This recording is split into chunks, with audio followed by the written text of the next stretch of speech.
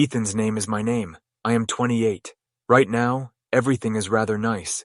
I have my own software company, things are steady, and I am at last engaging in something I enjoy. Looking back, though, my early years were, well, disorganized is a minimization. Richard and Victoria, my parents, were the height of self-absorbed.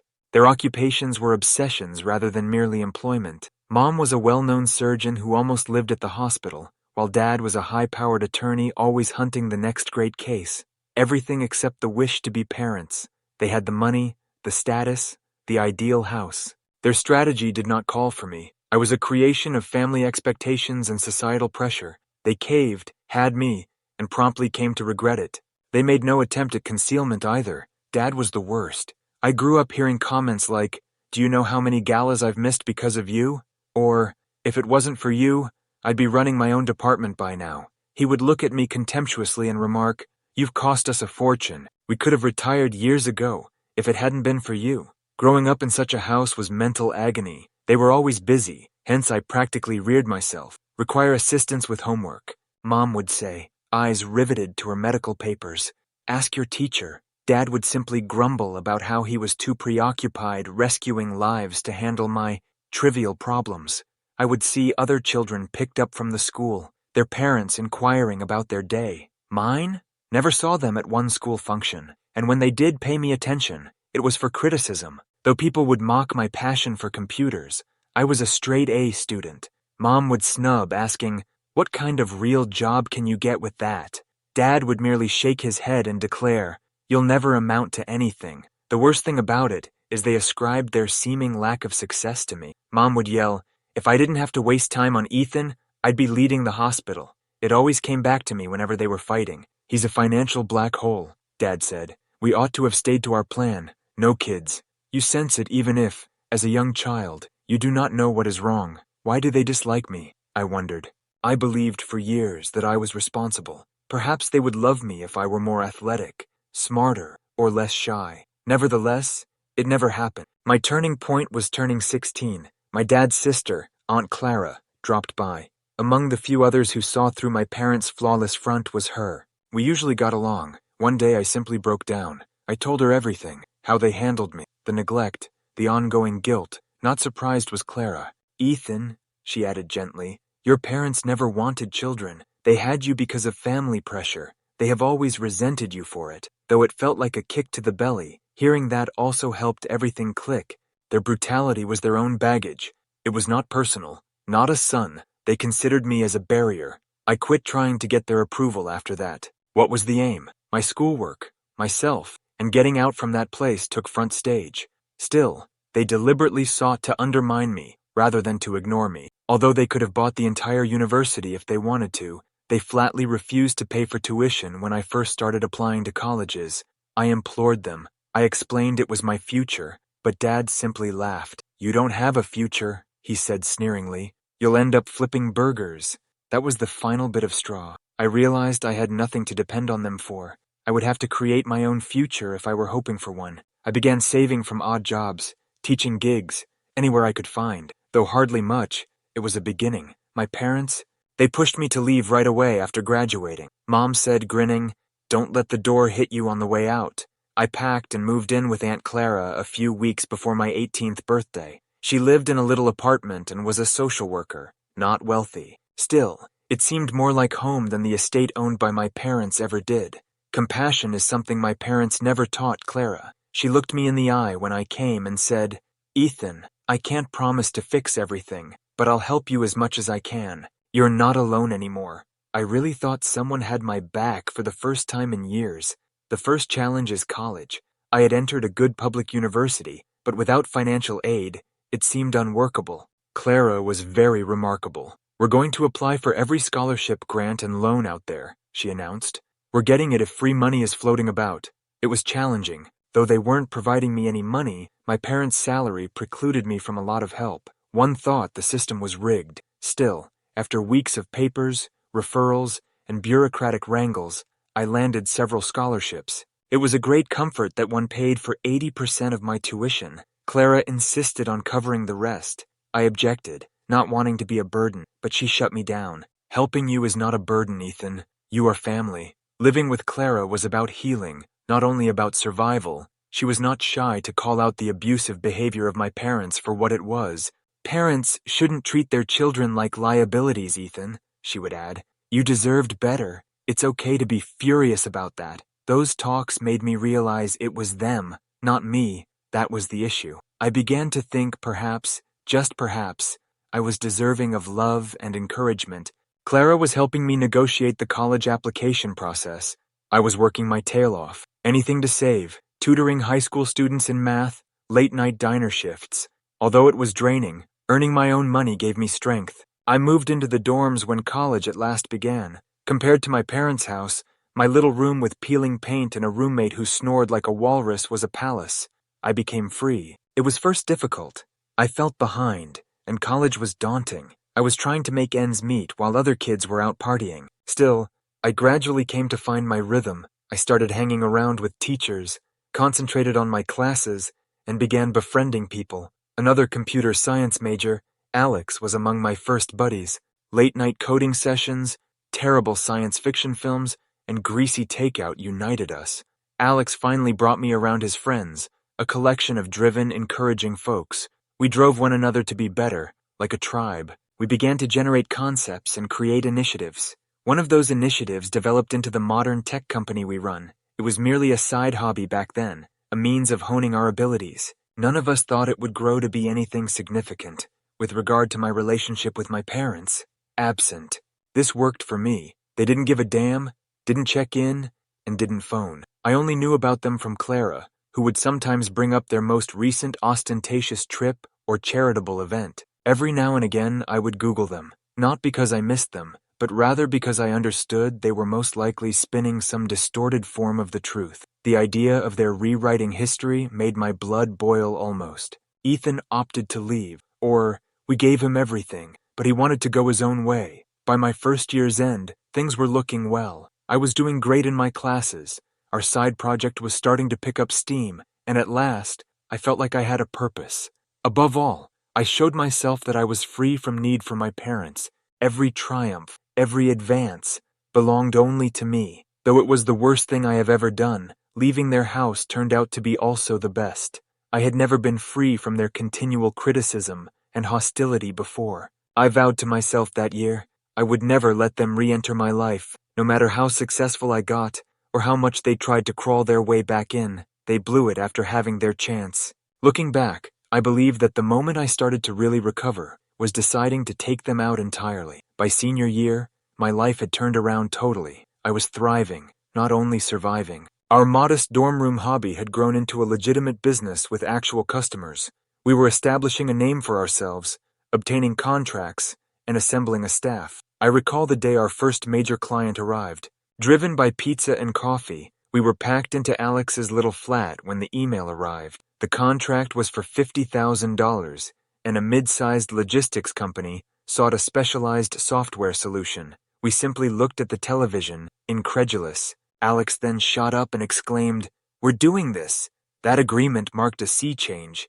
We registered the company formally, and in a few months, we were juggling several customers, balancing education, part-time work, and the rising pressures of the company was taxing, but I felt as though I was creating something important for the first time in my life. Graduation day drew near. I was valedictorian, not simply graduating. Giving my speech from that platform felt like vindication for all I had overcome. Beaming with pride, Clara stood in the front row. She had been my rock, hence, seeing her pleased made the occasion even more beautiful. But guess who chose to blow off the celebration? Richard and Victoria. They did not ask if I wanted them there or reach out ahead. Like they belonged in the celebration. They simply showed up, all grins and fancy clothing. I saw them among other parents outside the auditorium mixing. I needed 2 seconds to understand it. Acting as though I didn't notice them, I passed straight past them. I wasn't going to let them sour my day. I meant to meet Clara and my buddies following the ceremony, but as soon as I walked outside,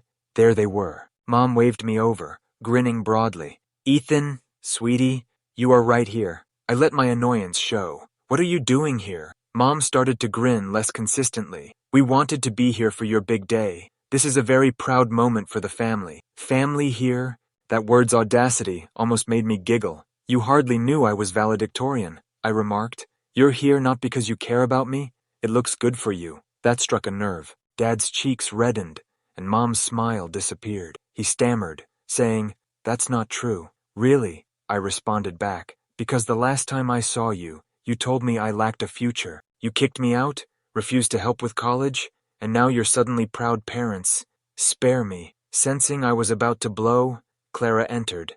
"Ethan," she whispered softly, "let's go celebrate with your buddies." Turning, I left them startled, standing there. That evening, I rejoiced among the people who really counted, my parents.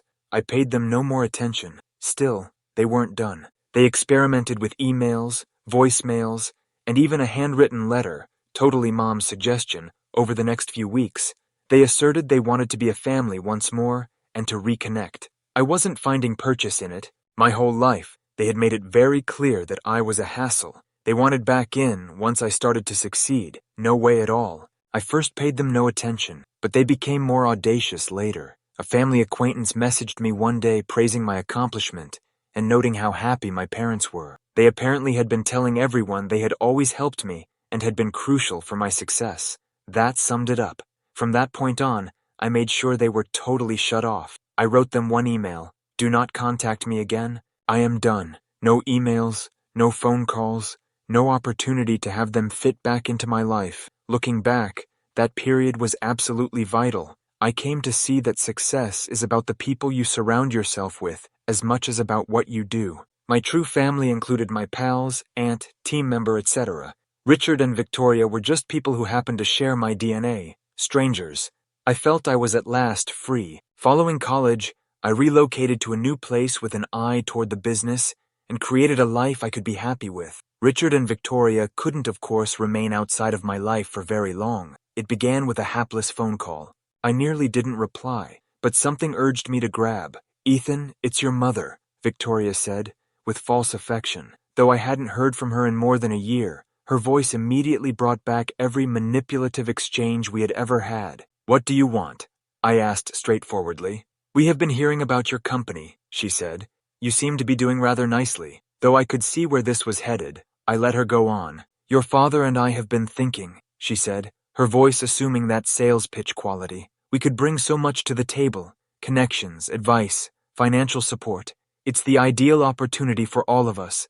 We would want to invest in your company." I burst out laughing. "You must be kidding me," she said. "No, we're serious," her tone becoming defensive. "We think it's time to put the past behind us and move forward as a family, since we have always believed in your potential, and now you have proven yourself." That was all. Sharp in voice. "You want to work together as a family?" I asked. "Where was that energy when I was applying to colleges? Or when I was living off ramen in my dorm because you refused to help? You're only interested now because you think you can make money off me," Victoria stuttered, searching for any justification, but I hung up. Though I should have known better, I believed that would be the end of it. My phone was blown the following day. My other companions, as well as Alex, were hysterical. They would all have seen the same: a Facebook post from my parents tagging not only me, but also our business, and everyone connected with it. The post was a masterwork of falsehoods. They said I was a scam, that my business only survived thanks to their generous financial support, and that I would cut them off after spending their money. They painted me as a spoiled brat who had turned away the folks who gave her everything, and the post picked up speed since they tagged our investors, clients, and partners.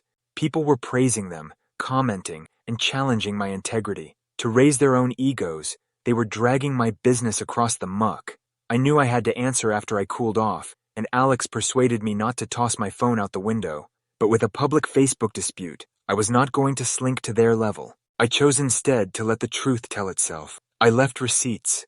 Back then, I began filming movies of my parents' actions while I lived with them. It was first for my own sanity, a means of reminding me that their behavior was aberrant. But with time, I came to see that recordings might serve as my armor. Both Victoria berating me for wanting to go to college, and Richard telling me I'd never harshly anything. Both of them freely admitted they wished I hadn't been born. Along with a thorough article outlining the truth of my relationship with my parents, I posted those movies to my public Instagram page. I set everything out: the lies, the neglect, the abandonment. I was not restrained. but I also did not embellish. The truth was sufficient to be damning. The answer was too strong. The post became really popular. People shared it, laughed incredulously, and called out my parents for their dishonesty. The sea turned around.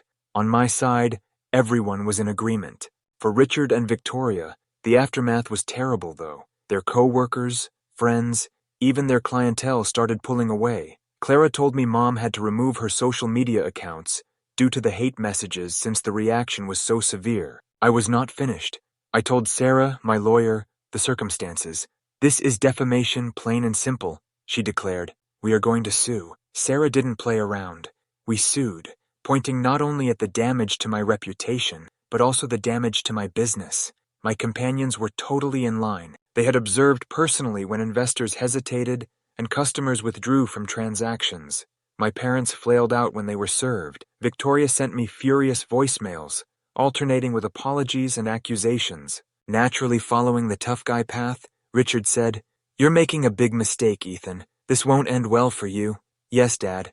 Given your really outstanding prediction track record." I did not reply. I let Sarah handle everything while I concentrated on damage control for my company. We contacted every investor and customer, outlining the circumstances and offering documentation. Though plenty of effort, it paid off. Most of the trust we had lost, we rebuilt. Conversely, my parents were beginning to see they had screwed up. They entered complete anarchy as the litigation started. Trying to present themselves as the victims, they called every member of the family, sobbing about how I was destroying their life. They even dared to phone Aunt Clara, trying to guilt her into getting me to drop the matter. Being the fierce woman she is, Clara closed them. "Ethan owes you nothing," she assured them. "You made your bed. Now lie in it." I stayed laser-like on the lawsuit. In the courtroom, Sarah was a shark, breaking apart every flimsy defense their attorney attempted. The proof was quite negative. Everything, the videos, the messages, the Facebook post, clearly presented. My parents were dying to settle by the time mediation arrived. They were hemorrhaging money, arguing the issue since they knew they would lose. Their attorney made an offer to Sarah, $500,000 in damages should I dismiss the lawsuit and delete my postings. When Sarah told me, I laughed, saying, "Not a chance. There's too much damage for that to even come close." Sarah returned with a counteroffer, $3 million, a public apology, and a pledge to get out of my life permanently. Pick it up or leave it. A few days later, they caved. The day the settlement was approved seemed strange. Sitting in Sarah's office, I fixated on the documentation. Richard and Victoria promised to pay the whole sum, apologize publicly, and legally forbid Richard from ever getting in touch with me ever again. I stopped as Sarah handed the pen for signature, not out of uncertainty. Rather, this event transcended mere financial value. It was about standing up for myself and proving they had lost influence over me. That was done once I signed. Not one appeal or one second opportunity. They truly were out of my life. Their public apologies were all the awkward, forced, humiliated kind I could have wished for. Everyone might view it on their social media profiles. They owned their lies, their manipulation, the damage they had done. The remarks were hostile. People called them out for being horrible parents, phony philanthropists, just bad people. Their social circle vanished. Their reputations were in disarray. No spin could correct it. They had lost their credibility, their contacts, their manipulative capacity. With regard to the $3 million, it was put to good advantage. A large portion entered my company so that we can grow. I also took care of Aunt Clara. I sent her on a month-long trip to Italy and handed her money to pay off her mortgage. Though honestly, that was the least I could do for the woman who saved my life. She sobbed when I informed her. Living has been calm since then. My company is doing great. My friends are by my side, and I have created a life I am happy with. Instead of living under the shadow of Richard and Victoria's selfishness, I feel for the first time in charge of my own story. Do I consider them often? On occasion, I question whether they regret their decisions or whether they still blame me for everything. To be honest, though, I have no interest. Their views, their falsehoods, their existence, all of which now have nothing to do with me. Yes, that is my narrative. A little disorganized and crazy, but it all worked out at the conclusion. To anyone coping with poisonous parents or relatives, resist allowing them to define you. Create your own life, surround yourself with loving people, and don't hesitate to rebel when others try to knock you down. Still, appreciates you listening. Time to have a drink and savor this life I created for me. Story 2. All right, so I felt I had it all worked out. For 2 wonderful years, Sarah and I felt to be the ideal couple. At least that is how it felt.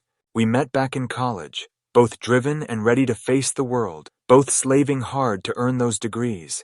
We were already charting our future while I was finishing graduate school, moving in together, creating a life. Hell, I even intended to pop the question next year, though that was continually on my thoughts. She knew nothing about that yet. We discussed our future quite a bit. It seemed almost like I could watch it developing daily. She was set on Ella for a girl, so we would joke about what we would call our children. I thought Jackson sounded great for a male. We would get carried away, seeing ourselves 10, 20 years down the road surrounded by a dog, some children, a small house somewhere, and this was it, the person I was supposed to be with. I really thought we had the same values, without a question in my mind. Possibly, though, I was a bit naive. See, I work with many ladies and am a nurse. That's the nature of the employment. From nursing school, my best friend here, lady. At my wedding, the best man I could have had. Not only a woman, but also I made it clear to Sarah from the beginning that they were merely friendships.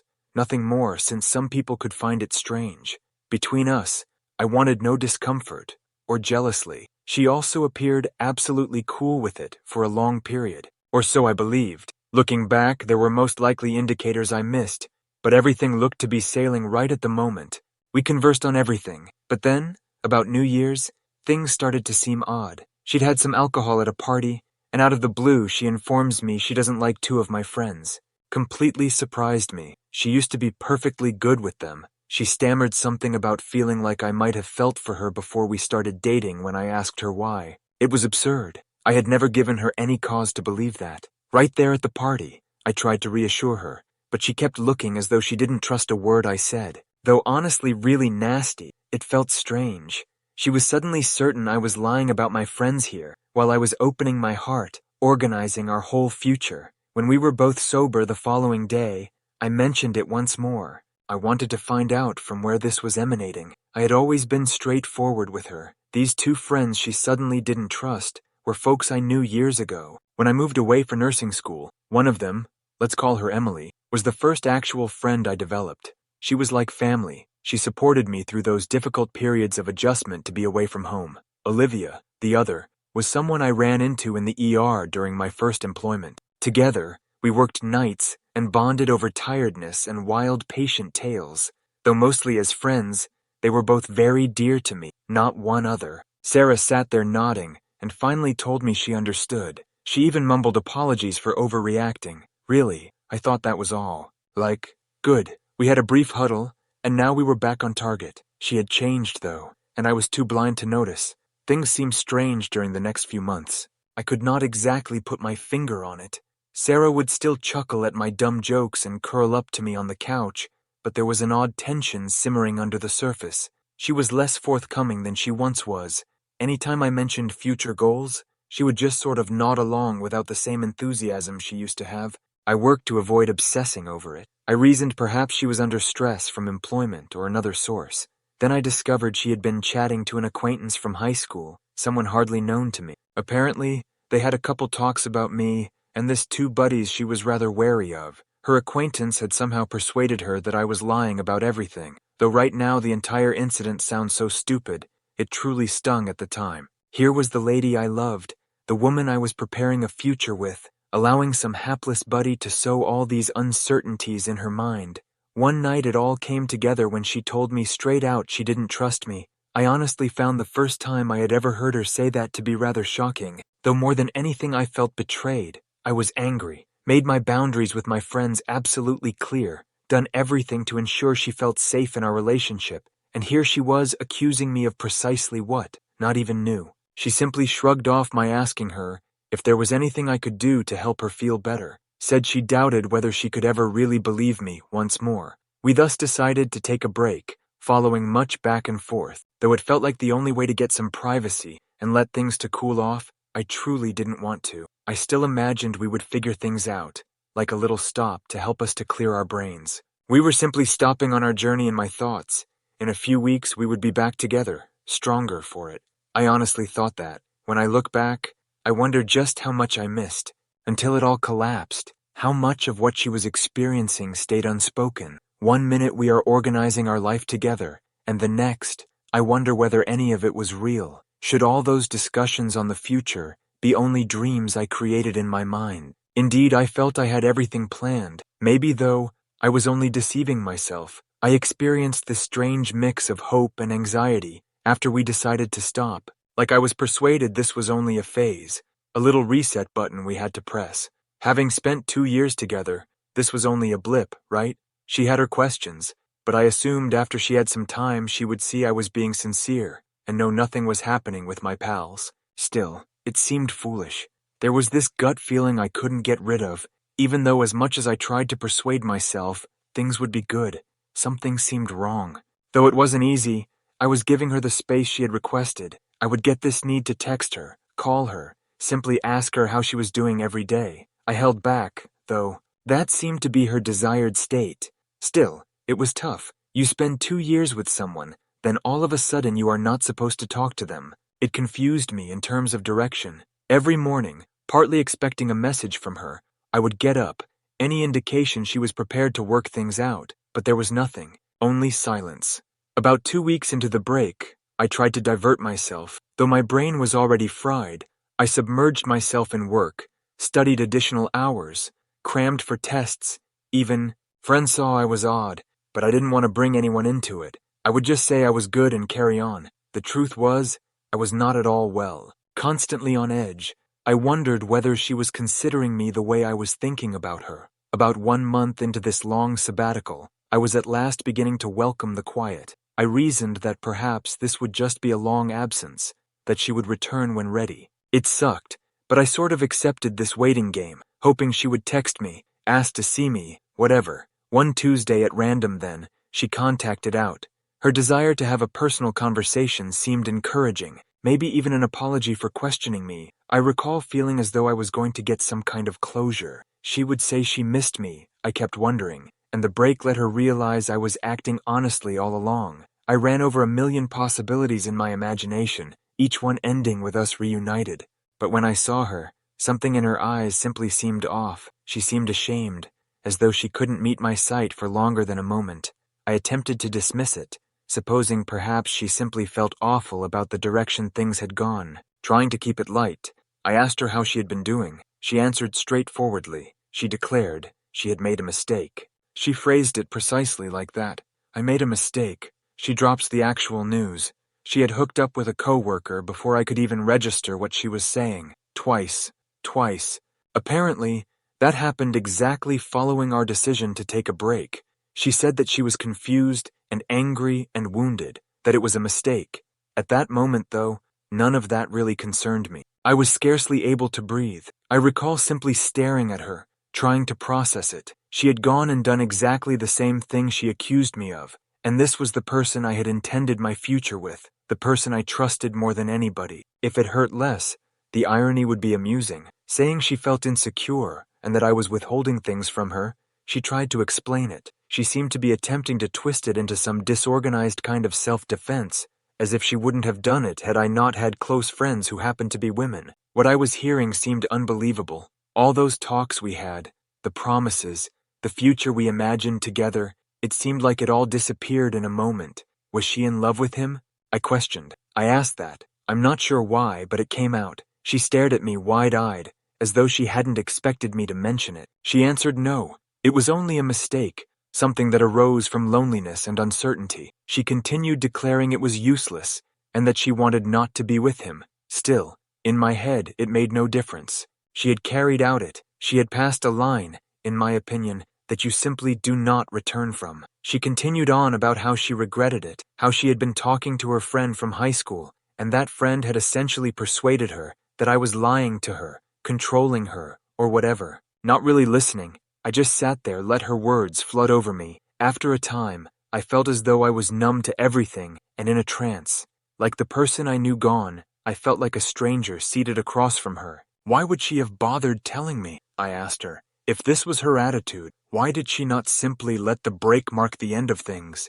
She claimed she felt bad, as she couldn't live with herself knowing she had misled me. Funny, as she had not had trouble believing I was lying all through. but now her conscience came. For a little, we sat in quiet. She was expecting me to blast out, yell, act dramatically, but I had nothing in me. Too tired, too damaged to even react appropriately. I told her I couldn't respond right then. I needed time to sort through it. She reached across the table to hold my hand, trying once again to apologize, but I withdrew. Not even could I glance at her anymore. I got up and left her seated there by myself. About that drive home, I recall very little. Our dreams, our future, everything I had created in my imagination seemed to have been pulled out of reach.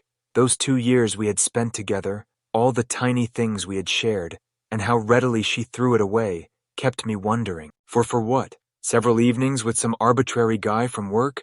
I simply sat in the dark for hours when I returned home, mentally repeating everything to attempt to find where it all went wrong. I kept thinking if I might have done something different, if there was any way I might have stopped this.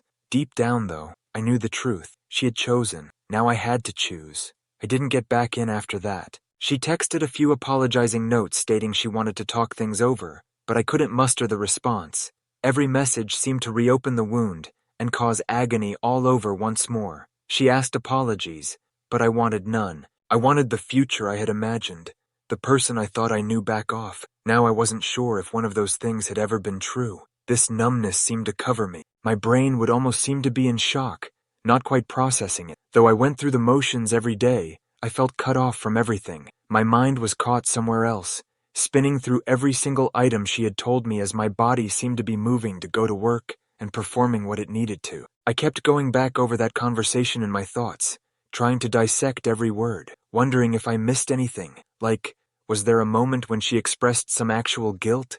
Could I hang to her words and find any secret meaning underneath them? But nothing at all. Every time I went over it, it felt emptier, as if she had handed me this hollowed-out form of apologies. Clearly, my pals noted something was wrong. They sensed I was drifting out, that I was not myself. Still, I wasn't ready to discuss it with anyone yet. How do you even start that conversation, really? Hey, yeah, my girlfriend cheated on me with her coworker because she thought I was lying about my friends. Just stating it out loud will make it feel even more true. I thus just bottled it all, told everyone I was good, and hoped they would go by themselves. Nights were the worst. My brain wouldn't stop if I lie in bed staring at the ceiling. All of these ideas merely circle about, mostly inquiries for which I would never know the answers. Like, did she ever really believe me? Was she constantly poised for an opportunity to cheat? Alternatively, did I inadvertently drive her into this? Though deep down I knew this wasn't on me, I began questioning myself and wondering if perhaps I had done something wrong. Though I realized that was a horrible idea, I considered texting her numerous times. I would grab my phone, glance at her name, type some half-hearted note, then erase it. I needed answers, but at the same time I wanted to keep myself closed to more hurt. Every time I considered asking her anything, I pictured her with that person, and it just turned the knife all over once more. I finally began to catch up with sleeplessness. I was tired and hardly keeping it together at work. I would arrive, attempt to concentrate, but half the time I was simply operating on autopilot.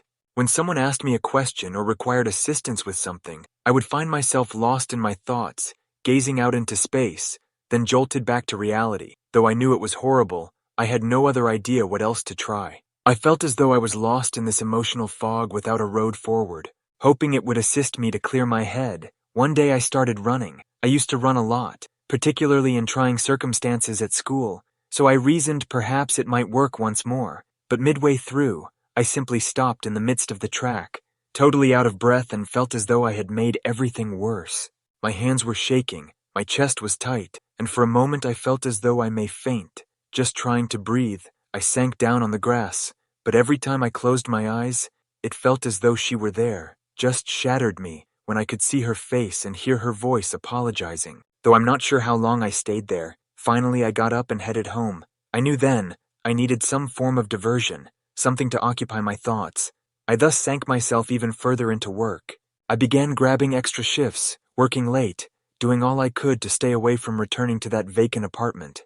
To help me not worry about anything else, I would volunteer for chores I would otherwise avoid, such file organization. I suppose that made a modest difference. But the second I was alone myself once more, all came back floodingly. The panic episodes then got underway. They could strike me late at night or first thing in the morning, out of nowhere. My heart pounding, my palms sweating. I woke up feeling as though I cannot breathe. I would have to sit on the edge of my bed, inhale deeply, simply attempting to grab on. The worst aspect was that it seemed as though my life was no longer really mine. I was this shell of a person attempting to go through the day without disintegrating. Those closest to me kept asking whether I was okay. Though I would always answer no, my friends would ask whether I wanted to hang out or see a movie, let alone pretend as though everything was fine. I couldn't force myself to be near anyone. I just shut myself off, hoping the numbness would finally pass, as I wanted no one else to become sucked into this misery. But it began to become this intense,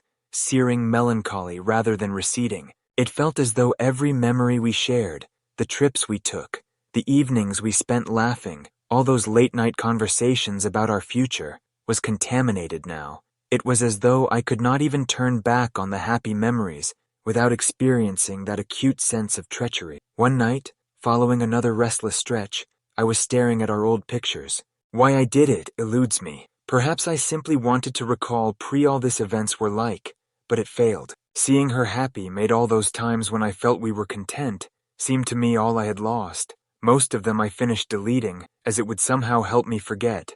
That didn't, however. I struggled to let go of the readily accessible memories. By now I understood I had to act, anything to stop this loop.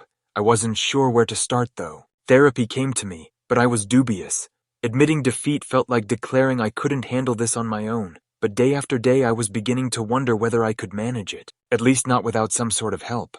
The loneliness was the worst of everything. Not only alone, but also felt as though nobody really knew what I was going through. It was like a dagger turning in my chest, other couples around me smiling and holding hands.